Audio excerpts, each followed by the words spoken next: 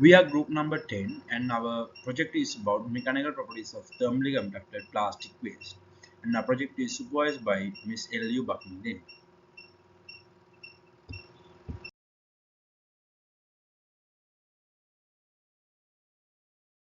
So plastic waste is a big problem globally today. So around 380 million tons of plastic is being exposed to the environment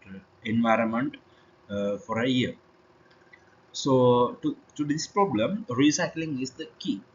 And one of those solutions is extracting PET fibers from plastic bottles and making end products from PET fibers.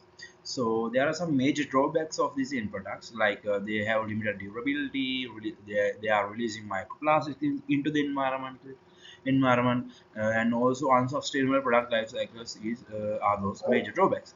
So as for a solution, we are introducing these, we are suggesting that we could reinforce these PET fibers in composite materials. So those composite materials can be used to make wall panels, plates, and dashboard materials. So the objective here is to test these PET fibers first,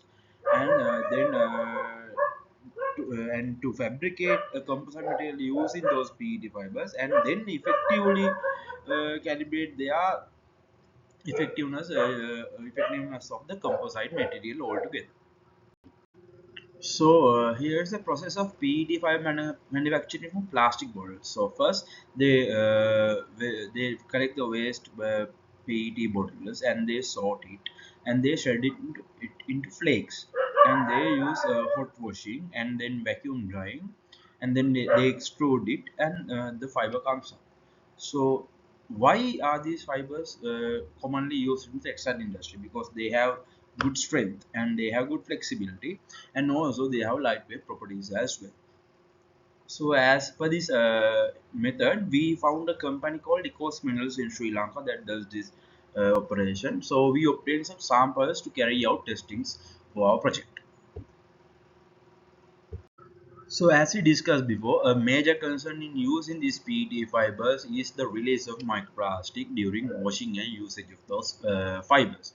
So this microplastic pollution has become a significant environmental concern because they are doing fiber shedding and persistent pollution, and there's an impact on marine life, and also there are human health risks as well. So there are also other concerns of this process as well. These processes are very high energy intensive processes, and also there's a bit of a chemical pollution as well. So downcycling and limited recycle potential is one other concern as well. So they are using only single use plastics for this one. So and also there's a loss of ecosystem functionality to this as well. To avoid these things and to enhance this PET fibers quality, we are trying to use this in a composite material. So because composites offer superior mechanical strength, durability, and sustainable rather than standalone fibers. So here's our methodology. We are trying to use this. We are trying to test these recycled PET fibers, to determine their mechanical properties like tensile and molecules. And these results provide baseline data for fiber performance in composites.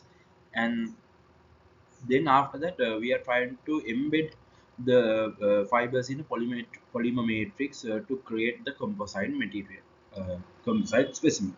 And after that, those specimens will be tested as well according to ASTM standards for tensile testing. Tensile testing is done for the fiber samples, and after that, tensile testing is done for composite specimens. So those tests are determined to find out ultimate tensile strength and Young's modulus and failure behavior of those composite specimens. And so from those data of fiber and composite test were analyzed to evaluate strength and stiffness improvement compared to standalone fibers and the pure matrix. So PET fiber plus polyester matrix gives us a good material properties enhanced composite assessment. So these tests were conducted using fiber bundles. There are 100 fiber bundle samples and 200 fiber bundle samples.